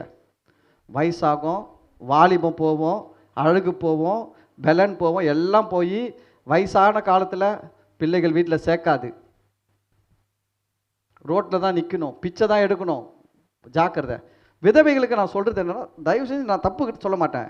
கல்யாணம் உங்களுக்கு சின்ன வயசாக இருக்குது, எனக்கு தெரிஞ்சு 40 வயசுக்குள்ளே இருக்கிற விதவைகள் மறுமணம் செய்து கொள்ளலாம், தவறு கிடையாது. 40 வயசுக்கு மேலே ஆயிடுச்சுன்னா வேணாம். 40 வயசு மேலே ஆயிடுச்சு பாஸ்டர், நான் விதவைனா கர்த்தருக்காக வாழ்ந்து வாழ்க்கை முடிச்சுக்கோங்க. 40 வயசுக்குள்ளே இருந்தால் நல்ல ஆளாக பார்த்து கல்யாணம் பண்ணிக்கோங்க. அதுக்குன்னு மேட்ரிமோனியெல்லாம் இருக்குதுங்க. போயிட்டு ஒரு நல்ல ஆளாக பார்த்து கல்யாணம் பண்ணிக்கோங்க. அதே போல் பிள்ளைகளுக்கு சொல்கிறேன், உங்கள் அம்மா விதவைகளாக இருந்தாங்கன்னா தயவு செஞ்சு உங்கள் அம்மா இன்னொரு திருமணம் பண்ணுறதுக்கு தடையாக இருக்காதீங்க. நான் சொல்கிறேன், பிள்ளைகள், வாலிப பிள்ளைகளுக்கு இந்த வயசில் உங்களுக்கு ஒன்றுமே தெரியாது, ஒன்றுமே புரியாது. உங்களுக்கு நீங்கள் 35 வயசு வரும்போது தான் அந்த தாயுடைய கஷ்டம் என்னென்னு தெரியும். ஆனால் அன்றைக்கி உங்களுக்கு தெரிஞ்சுன்னு புரிஞ்சிக்கும் போது வாழ்க்கை கடந்து போயிட்டு இருக்கும், ஒன்றுமே பண்ண முடியாது. பாருங்கள், நான் கேரளாவில் ஒரு சம்பவம் கேள்விப்பட்டேன். கேரளாவில் பார்த்தீங்கன்னா ஒரு அம்மா கணவன் இறந்துட்டாரு, இந்த பிள்ளையை மட்டுமே படிக்க வச்சு பெரிய ஆள் ஆக்கிட்டாங்க. இந்த அம்மாவுக்கு வயசாயிடுச்சு, 50 வயசாயிடுச்சு. ஆனால் இந்த பையன் என்ன பண்ண தெரியல, படித்து பெரிய ஆள் ஆகிட்டு மேட்ரிமோனியில் ஒரு ஹஸ்பண்டை பார்த்து அவங்க அம்மாவுக்கு கல்யாணம் பண்ணி வச்சாங்க. உலகம் முழுவதும் பரபரப்பாக பேசுனாங்க. எல்லாம் அப்பா அம்மாவுக்கு தான் பிள்ளைங்களுக்கு கல்யாணம் பண்ணி வைப்பாங்க. ஆனால் இங்கே ஒரு பையன் தன் தாய்க்கு கல்யாணம் பண்ணி வச்சான்ட்டு. தப்பு கிடையாதுங்க. நான் சொல்கிறேன்னா, மனுஷன் இன்றைக்கி அப்பா அம்மா அம்மா அம்மா அம்மான்னு இருக்கிற, நாளைக்கு உனக்கு ஒரு பஞ்சாயத்து வந்தால் என்ன பண்ணுவேன்? அம்மாவை அம்போன்னு விட்டுட்டு வந்தவன் முந்தாணி பிடிச்சி நீ ஓடிடுவ. அப்போ உங்கள் அம்மாவை யார் காப்பாற்றுவாங்க? இன்றைக்கி எல்லாம் வீரவாசனெல்லாம் பேசலாம், எங்கள் அம்மா அப்படி இருக்கக்கூடாது இப்படி இருக்கக்கூடாது அப்படி சொல்கிற வாய் கடைசி வரைக்கும் அம்மா வச்சு காப்பாற்றுவேன்ட்டு எழுதி கொடுக்க முடியுமா? யாராலும் எழுதி கொடுக்க முடியாது, முடியாது. நிறைய பேருக்கு போயிருக்குதான் மெசேஜ். நான் யதார்த்தத்தை பேசுகிறேன். நான் எதை பேசுகிறேன்? ஓப்பனாக பேசுகிறேங்க. சும்மா ஏதோ ஏட்டு சொரக்கா கூட்டுக்கு உதவாதுன்றது பேசலை, ப்ராக்டிக்கலாக பேசுகிறேன். அதனால் போயிடுவான் பையன், போயிடுவேன். நீ ஒன்றும் அப்படின்னா உங்கள் அம்மாவை யார் காப்பாற்றுவாங்க? உங்கள் அம்மாவுக்குன்னு ஒரு துணை இருந்தால் கடைசி வரைக்கும் அவங்களுக்கு ஒரு உடம்பு சரியில்லைன்னா அவன் ஒரு காப்பி டீயை போட்டு கொடுப்பான். ஒருத்தர் உதவியாக இருப்பாங்க. வசனம் சொல்லுது, ஒண்டியாக இருந்து விழுகிறவனுக்கு ஐயோ, 2 பேராக கூடி இருந்தால் ஒருத்தர் விழுந்தால் ஒருத்தர் தூக்குவான். அல்லேலூயா. அதுக்கு தான் கர்த்தர் 2 பேரை ஏற்படுத்தினார். அல்லேலூயா. சரி, எதுக்காக இதெல்லாம் சொல்கிறேன்னா, இந்த விதவை கைம்பெண், இவ்வளோ கைம்பெண் விதவையாக இருக்கிறான். ஆனால் அந்த குழந்தை, அந்த மகன் செத்துட்டான். இந்த அம்மா எவ்வளோ வேதனையில் இருப்பாங்க. அந்த காலம் இப்படிலாம் இல்லை, அந்த காலம் வேற மாதிரி. புரியுதுங்களா? அந்த காலம் வேற மாதிரி. செத்துட்டா கடைசி வரைக்கும் கல்யாணமே பண்ணக்கூடாது. ஆமாம், அப்படிப்பட்ட காலத்தில் அந்த பெண்ணுடைய வேதனையை இயேசு அறிந்தார். பாருங்கள், ஊருக்குள்ளே வராது. எப்பவுமே நான் இந்த வசனம் படிக்கும்போது ஒன்று யோசித்தேன். இயேசு எப்பவுமே யாருக்குமே தானாக போய் ஹெல்ப் பண்ணதா கிடையாதுங்க. இங்கே ஒன்று பண்ணாரா? இதுக்கு அடுத்தது 38 வருஷம் பெதஸ்தா குளத்தில் படுத்த படிக்க இருந்தான் பாருங்க, அவனுக்கு பண்ணார். வேற யாருக்குமே நான் பைபிள் என்ன பண்ணலன்னா, இயேசுவா போய் சுகம் கொடுத்ததை நான் பார்க்கல. எங்கே பார்த்தாலும் 2 குருடங்க வருவாங்க, 10 குஷ்டரோகிங்க வருவாங்க. ஆண்டவரே எங்களை சுகமாக்கும். உடனே இயேசு வந்து சுகம் வாங்க மாட்டார். இதை செய்ய வல்லமை உண்டு என்று நீங்கள் விசுவாசிக்கிறீர்களா, நம்புகிறீர்களா கேட்பார். ஆண்டவரே நாங்கள் முழுசாக நம்புகிறோம் ஆண்டவரே. ஓகே, உன் விசுவாசத்தின்படி உனக்கு ஆக கடவுது, போ, சுகமாயிடுவான். ஆனால் தேடி வந்து சுகம் கொடுத்தது ஒன்று, அந்த 38 வருஷம் பெதஸ்தா குளத்தில் இருந்தவனுக்கு. அதுக்கு அடுத்தது இந்த நாயினூர் விதவை. இந்த நாயினூருடைய விதவையின் மகன் அந்த தாயுடைய கதறலை காண்கிற தேவன். நான் சொல்கிறேன், தாயாய் இருக்கிற உங்களுடைய எண்ணங்கள், ஏக்கங்கள், கதறல்களை, உங்கள் பிள்ளைகளை பற்றிய காரியங்களை அவர் விசாரிக்கிற தேவன். நான் சொல்கிறேன், உங்களுக்காகவே உங்கள் பிள்ளைகளை நல்லா வைப்பாருங்க. ஆமென், அல்லேலூயா. இவர் கிருபை உள்ளவர். வசனம் சொல்லுது, அவர் திக்கற்றவர்களின் ஜெபத்தை கேட்கிறார், விதவைகளின் ஜெபத்தை கேட்கிறார், பதிலளிக்கிற தேவன். பாருங்க, அந்த எல்லாம் வராங்க, அந்த ஊரே வருது. ஆனால் கர்த்தர் அவளை பார்த்து, 13வது வசனம், கர்த்தர் அவளை பார்த்து, அதுதான் அங்கே சிலுவையிலிருந்தும் இயேசு யாரை பார்த்தாரு? மரியாதை. பரலோகத்திலிருந்து தேவன் ஆகாரை பார்த்தார். ஏன்னா தாய் தன் பிள்ளைக்காக தவிக்கிற தவிப்பு. சிலுவையிலிருந்து அந்த தவிப்பை அவர் அறிகிறார், உணர்கிறார், தெரியுது அவருக்கு. ஏன்னா இங்கே ஒரு தாயை இயேசு சந்திச்சு இருக்கிறாரு. லூக்கா 7வது அதிகாரத்தில் சந்திச்சு இருக்கிறாரு. இந்த தாயை பார்த்து அந்த வசனம் சொல்ல பாருங்க, கர்த்தர் அவளை பார்த்து அவள் மேல் மனதுருகி, அழாதே. இப்படி பாருங்க தேவன். அப்போ சிலுவையில் தொங்குற இயேசு இந்த நாயினூர் விதவைக்குடைய வேதனை அறிய முடியும்னா, அந்த தாயுடைய கஷ்டத்தை தெரிஞ்சுக்க முடியும்னா, இங்கே கீழே இருக்கிற ஒரு தாயுடைய கஷ்டத்தை அவர் அறியாமல் இல்லை, அவர் தெரிந்து இருக்கிறார், அறிந்து இருக்கிறார். அதனால தான் அந்த அம்மா கிட்ட பேசுகிறார். அவர் அதனால தான் பேசுகிறாரு, இல்லைன்னா ஏன் பேச போகிறாரு? பாருங்க, இந்த இடத்துல பாருங்க, அந்த விதவை அடக்கம் பண்ண போயிருக்கிற அந்த விதவை பார்த்து இயேசு அவள் மேல் மனதுருகி, அழாதே என்று சொல்லி கிட்ட வந்து பாடையை தொட்டார். அதை சுமந்தவர்கள் நின்றார்கள். அப்பொழுது அவர், வாலிபனே எழுந்திரு என்று உனக்கு சொல்லுகிறேன் என்றார். மரித்தவன் எழுந்து உட்கார்ந்து பேசத் தொடங்கினான். ஹல்லேலூயா. பாருங்க, இவர் வந்து அங்கலாய்ப்பை, தவிப்பை காண்கிற தேவன். சரி, ஆனா அத்தோடு நிறுத்தல, கூடவே இன்னொன்று சொன்னாரு. பாருங்க, அங்க கீழே இருந்த மரியாதை கண்டாரு. ஆனா அவர் பேசும்போது என்ன சொன்னார்னா, ஸ்திரீயேன்னாரு. என்ன சொன்னாரு? அதை கவனிக்கணும். ஏன்னா அந்த இடத்துல இயேசு அம்மான்னு சொல்லியிருந்தாரு வச்சுக்க, இன்னைக்கு பைபிளே சும்மா போயிட்டு இருக்கோம். அவர் ஒரே வார்த்தை தாயேன்னு சொல்லியிருந்தா இன்னைக்கு எல்லாம் அவர் அதோ உன் தாயின்னுதையே இவங்க மாற்றி எழுதி வச்சுருக்கிறாங்க, இதோ உன் தாயின்ட்டு. டேய், பைபிளே இல்லை இதோ உன் தாயின்றது. பைபிளை மாத்திர கூட்டம் இவனுங்க, பைபிளில் இருக்கிற வசனங்களை மாத்திர கூட்டம் இவனுங்க. தெரியுங்களா? இயேசு என்ன சொன்னா தெரியுங்களா? பைபிள் எடுத்து படிச்சு பாருங்க. அதோ உன் தாயின்னு சொன்னார், இதோ உன் தாயின்னா சொன்னார். இவன் எல்லாத்துலேயும் பொம்மையை வச்சு இதோ உன் தாயின்னு போட்டு வச்சுக்கிறான். ஏமாத்துறான் பிசாசு. பிசாசு எப்படி ஏமாத்துறான் பாருங்க. அப்படியே ரோட்டில் போகிற படித்தாலும் என்ன பண்ணுவான்? ஐயோ இதோ உன் தாய், இதோ. அவர் சொன்னார், அதோ இதோ இல்லை, அதோக்கோ இதோக்கோ வித்தியாசம் இருக்குது. புரியுதுங்களா? இதோன்றது இழுக்கிறது, அதோன்றது சொல்றது. எப்படி வேலை செய்யறான் பாருங்க பிசாசு. இயேசு பாருங்க மரியாதை தாயின்னு சொல்லல, ஸ்திரீயே. ஏன்னா அவர் கடவுளுங்க, அவர் கடவுள். அவருடைய உணர்வு எல்லாம் பாருங்க, இதெல்லாம் தெரிந்திருந்தா கூட அவர் அந்த லெவல்ல நிற்கிறாரு. நான் கடவுள், இந்த அம்மா வந்து ஒரு பெண் அப்படின்றதெல்லாம் நிற்கிறாரு. இப்போ அந்த நேரத்தில் இயேசுக்கு தெரியும், இயேசு வந்து நீங்கள் நினைக்கிற மாதிரி இயேசு ஏதோ வந்து ஒன்றுமே தெரியாத கடவுள் கிடையாது. இயேசுக்கு வந்து இதற்கு தான் மரித்த பிற்பாடு என்னென்னலாம் நடக்க போகுதுலாம் தெரியும். தெரியுங்களா உங்களுக்கு? இயேசு வந்து இந்த எருசலேமை குறித்து தீர்க்க தரிசனம் சொன்னார்.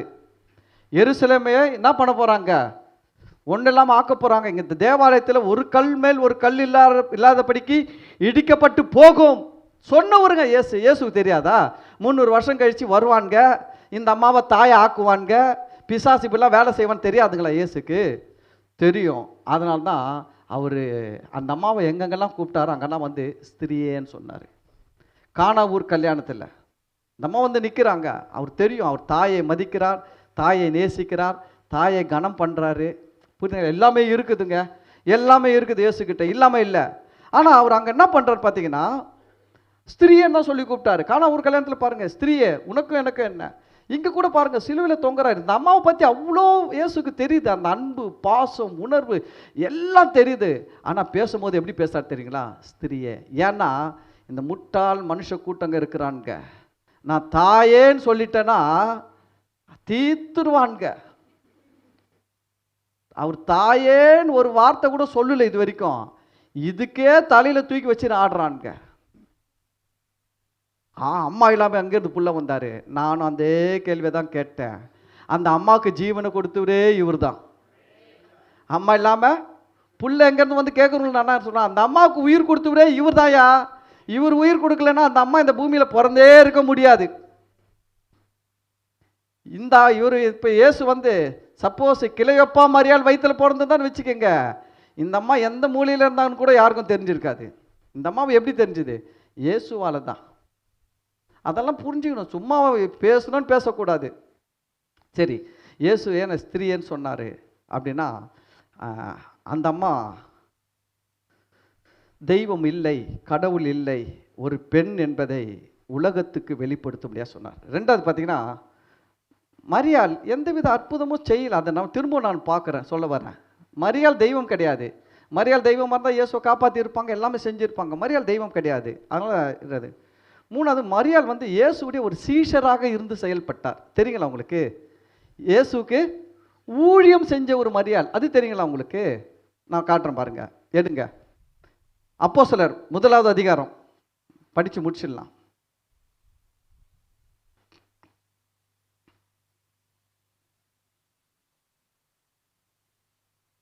அப்போஸ்தலர் 1வது அதிகாரம் 11வது வசனம், புதிய ஏற்பாட்டில். இயேசு சிலுவையில் அறையப்பட்டார், மரித்தார், உயிர்த்தெழுந்தார். 50 நாட்கள் என்ன பண்ணுறாரு? பூமியில் பல சீஷர்களுக்கு பல தரிசனம் கொடுத்தாரு, பல காரியங்கள்லாம் செஞ்சார். 50வது நாள் பரலோகத்துக்கு போகிறாரு. போகும்போது எல்லாரும் பார்த்து நிற்கிறாங்க. அதை பார்த்து நிற்கும்போது பேசுகிற வார்த்தை தான் அப்போஸ்தலர் 1:11 படிக்கிறோம். கலிலேயராகிய மனுஷரே, நீங்கள் ஏன் வானத்தை அண்ணாந்து பார்த்து நிற்கிறீர்கள்? உங்களிடத்தினின்று வானத்துக்கு எடுத்துக்கொள்ளப்பட்ட இந்த இயேசுவானவர் எப்படி உங்கள் கண்களுக்கு முன்பாக வானத்துக்கு எழுந்தருளி போனாரோ அப்படியே மறுபடியும் வருவார் என்றார்கள். அப்பொழுது அவர்கள் எருசலேமுக்கு சமீபமாய் ஒரு ஓய்வு நாள் பிரயாண தூரத்தில் இருக்கிற ஒலிவமலை என்னப்பட்ட மலையிலிருந்து எருசலேமுக்கு திரும்பி போனார்கள். அவர்கள் அங்கே வந்தபோது மேல் வீட்டில் ஏறினார்கள். கவனிங்க, இயேசு உயிர்த்தெழுந்து பரலோகம் போயிட்டாரு. இயேசு போகும்போது இயேசுடைய சீஷர்கள் எல்லாம் ஊழியம் செஞ்சவங்கெல்லாம் பார்த்தாங்க. ஊழியம் செய்கிறவங்களாம் இயேசுவை பார்க்கும்போது தேவதூதர்கள் என்ன சொல்கிறாங்க, இன்னத்துக்கு நீங்கள் வானத்தை ஆன்னு பார்த்து நிற்கிறீங்க, இவர் எப்படி போனாரோ அப்படியே வருவார். எங்கேருந்து போனார்? எங்கேருந்து போனார்? ஒலிவ மலையிலிருந்து போனார். இயேசுவின் வருகை திரும்பவும் ஒலிவ மலையின் மேல் தான் வரும். தெரியுங்களா உங்களுக்கு? ஒலிவ மலையில் தான் திரும்பவும் இயேசு வருவார். அப்படி ஒரு பகிரங்க வருகை வரும்.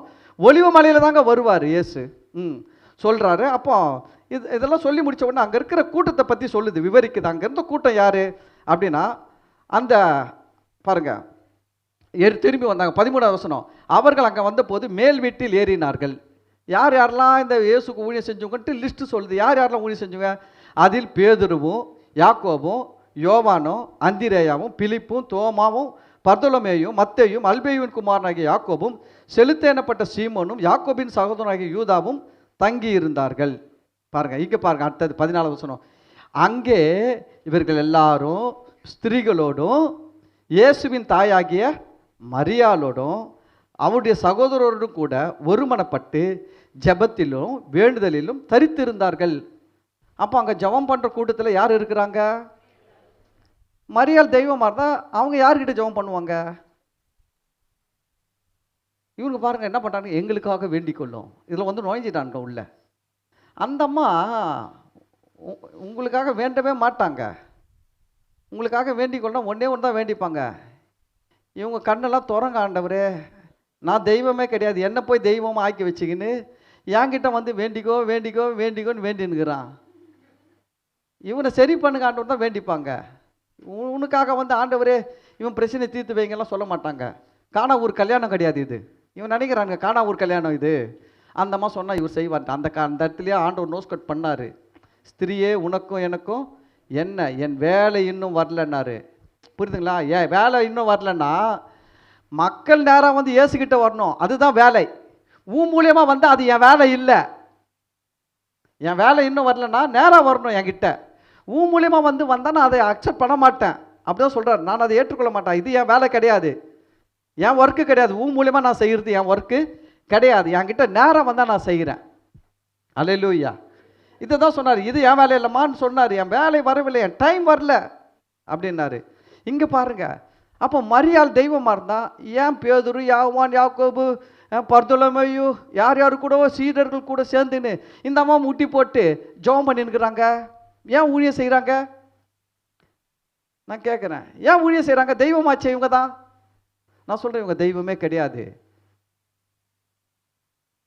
புத்தி இல்லாத சில ஆட்கள் இவங்களை தெய்வமாக்கிக்கின்னு இதில் ஒரு பெரிய கூட்டத்தை சேர்த்து வச்சுக்கின்னு கையில் வேற பைபிளை வேற வச்சுக்கிறானுங்க. என்னத்தை பண்ணுறதுன்னே தெரியல. சரி, மரியாள் தெய்வம் கிடையாது, அதை 100% ஞாபகம் வச்சுக்கோங்க. ஆனால் மரியாள் ஒரு நல்ல தாய், அதை ஞாபகம் வச்சுக்கோங்க. மரியாள் மாதிரி ஒரு தாய் கிடையாது.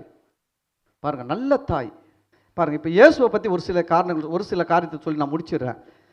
இயேசு சிலுவையில் தொங்குறாருங்க, எவ்வளோ பாடம் அனுபவிக்கிறாரு. ஆனால் அந்த மத்தியில் தன் தாயை கவனிக்கிறார். நல்லா கவனிக்க. அவ்வளோ சிலுவையில் தொங்கிக்கின்னு ரத்தம் சிந்தின்னு உயிர் போக போது அதன் மத்தியில் தன் தாயை கவனித்து கொண்டார். இயேசு சூழ்நிலை காரணம் சொல்ல, பாஸ்டர் என் சூழ்நிலை உங்களுக்கு தெரியாது, நீங்கள் நிறைய பேர் கல்யாணம் பண்ணிக்கின்னு பெத்த தாயை கவனிக்கிறதே கிடையாது. கேட்டால் சம்பாதிக்கிறது பத்தில், நானே சாப்பிட முடியல, என் பிள்ளைங்களுக்கு சோறு போட முடியல, ஸ்கூல் ஃபீஸ் கட்ட முடியல, என் பைக்குக்கு பெட்ரோல் போட முடியல, 1008 காரணம் சொல்கிறாங்க பிள்ளைங்க. ஆனால் அங்கே ஒருத்தர் சிலுவிலே தொங்கின்னு இருக்கிறாரு. சிலுவில் தொங்கும் போது கூட தன் தாயை கவனித்து கொண்டார். என்ன சொன்னார் தெரியுங்களா? தாய் அதோ உன் மகன், அதோ உன் தாய் அப்படின்னு சொல்லிட்டு என்ன பண்ணுறதுங்களா, தன் தாயை கவனிக்கிற காரியத்தில் அவர் ஈடுபட்டாருங்க. மனசு இருந்தால் கவனிக்க முடியும். நான் சொல்கிறேன், ஓப்பனாக சொல்கிறேன், சில பெண்கள் மாமியார்களுக்கு உதவி செய்து ஒத்துக்க மாட்டாங்க. ஒரு சில பெண்கள் ஒத்துப்பாங்க. நான் சொல்கிறேன், புருஷர்கள் தெரியாமல் தான் செய்யணும். அப்பா அம்மாவுக்கு தெரியாமல் தான் செஞ்சாகணும். பொஞ்சாதி சொல்கிறாங்கன்னு சொல்லிட்டு எல்லாத்தையும் பொஞ்சாதி சொல்கிறதையே அப்படியே கேட்குற மாதிரி பேசக்கூடாது. பொஞ்சாதி சொல்கிறது எத்தனை பேர் கேட்காம இருக்கிறீங்க? இஷ்டத்துக்கு இஷ்டத்துக்கு செய்கிறல்ல. மனைவி சொல்கிறா இது வேணாம், ஆனால் போய் சாப்பிட்டு வரல, இங்கே போவாத, போயிட்டு வரல, இந்த ஃப்ரெண்டை பார்க்காத, பார்க்குறல, நம்ம கொஞ்சம் ஒய்ஃப் சொல்லிட்டா அப்படியே அதை மீறி ஒரு கோட்டை கூட தாண்டிருந்து இல்லாத மாதிரி பேசக்கூடாது.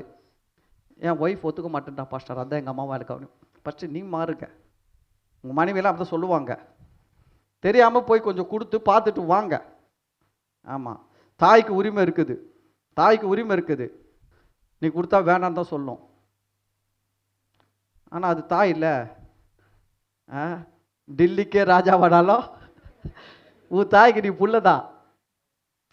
ஊர் உலகமே ஒன்று பெருசாக நினைக்கும். அம்மா என்ன நினைப்பாங்க தெரியுமா? அவன் கடக்குறான் என் பையன், அப்படிதான் நினைப்பாங்க. நீங்கள் போய் கவனிக்கணுங்க, அம்மாவை கவனிக்கணும். அம்மா உங்களை விட்டுறக்கூடாது. தாயெல்லாம் கவனிச்சுக்கணும் தயவு செஞ்சு.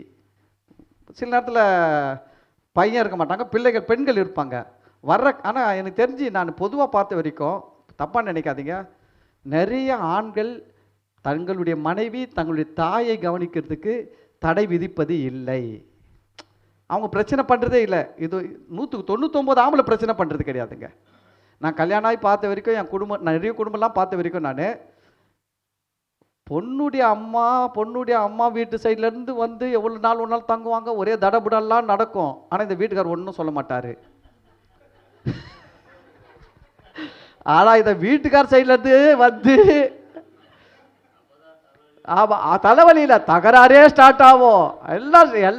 எல்லாமே வரும். அதுக்கு மேலே இருங்க, நான் பேசுகிறேங்க, எனக்கு தெரியும். ஆமாம், நீங்களாம் ஒரு குடும்பத்தை தான் பார்க்குறீங்க, நான் நிறைய குடும்பத்தை பார்க்குறேன். ஏன்னா பாஸ்டராக இருக்கிறேன்ல, நிறைய குடும்ப பிரச்சனைலாம் வருது இல்லை, நான் பார்க்குறேன்ல, எனக்கு தெரியும். எப்போ இவங்க போவாங்க, இவனுக்கு ஒரு தீபாவளி கொண்டாடன்னு வெயிட் பண்ணிருப்பேன்.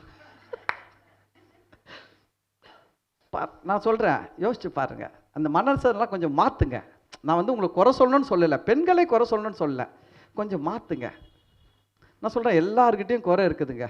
நம்ம ஊரில் அழகாக பழமொழி சொல்லுவாங்க,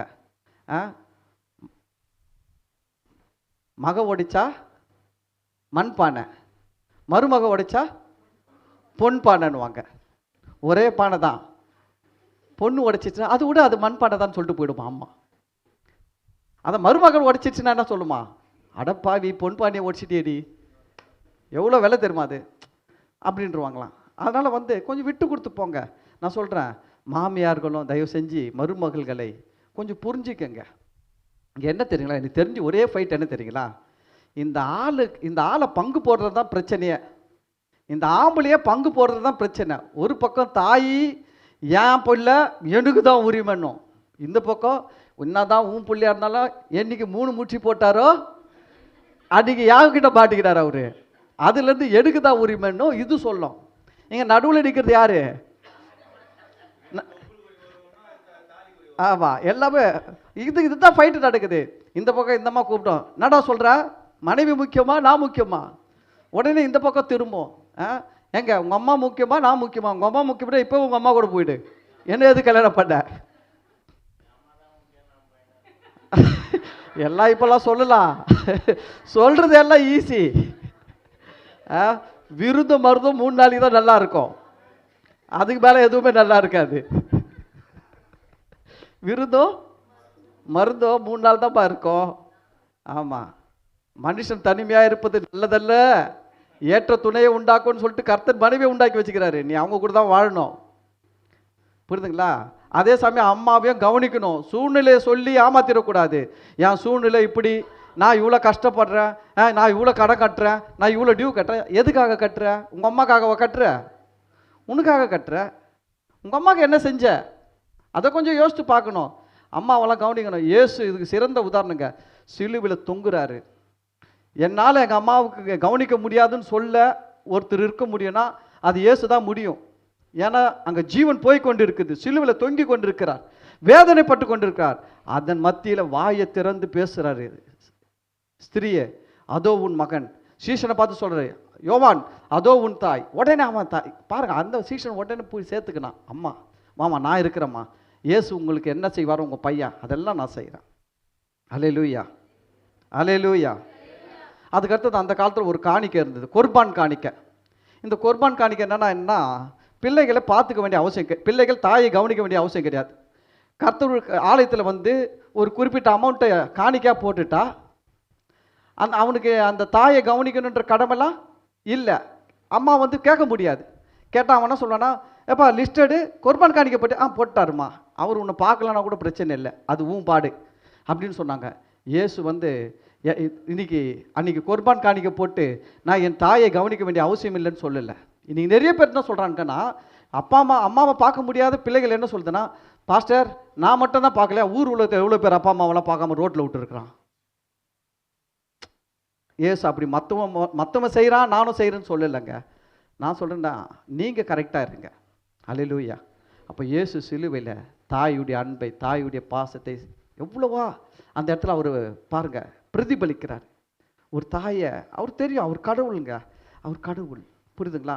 ஆனால் இந்த அம்மா தாய் என்ன தான் கடவுளாக இருந்தாலும் இந்த அம்மாக்கு குழந்தை, என் மகன், என் பிள்ளை, எவ்வளோ வேதனை. ஆனால் அதன் மத்தியில் ஆறுதல் படுத்திய தெய்வம். நான் சொல்கிறேன் இன்னைக்கு தாயெல்லாம் நான் சொல்கிறேன், கவலைப்படாதீங்க. உங்கள் பிள்ளைகளை கர்த்தர் உங்கள் நிமித்தம் ஆசீர்வதிப்பார், நல்லா வைப்பார். இந்த ஆண்டவரை நீங்கள் ஆண்டவருக்கு நன்றியாக இருங்க. நிச்சயமாக உங்கள் பிள்ளைகளுடைய எதிர்காலம் நல்லா இருக்கும். அல்லேலூயா. அதே சமயம் பிள்ளைகள் உங்கள் தாயை புரிஞ்சுக்கங்க, தாயை நேசிங்க, தாயை கவனிச்சுக்கோங்க. ஒரு நாள் உங்கள் தாயை விட்டுடாதீங்க. விசேஷமாக வயசான காலத்தில் உங்கள் தாயை கை விட்டுறாதீங்க, அது பெரிய பாவமாக இருக்கும் உங்களுக்கு. கர்த்தர் உங்களை ஆசீர்வதிப்பார். God bless you. இதை நேரில்